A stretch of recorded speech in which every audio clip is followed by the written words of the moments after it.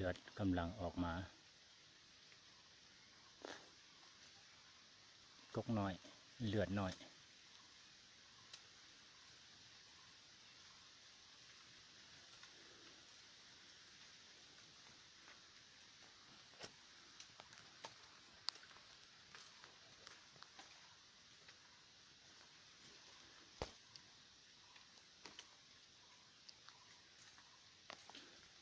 ตัดได้เบิ่งใหม่เลย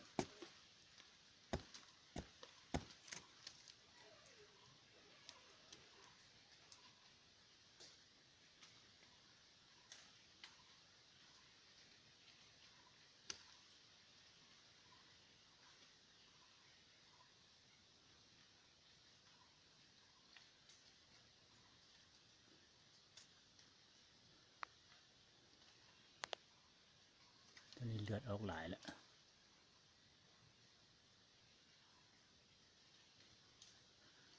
เบิ่งตัด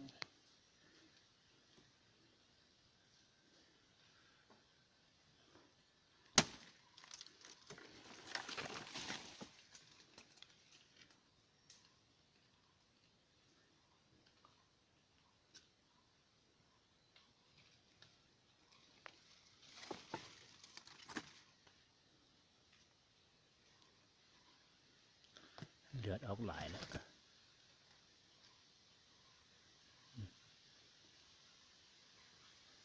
กบหน่อยเลือดหน่อยมีเลือด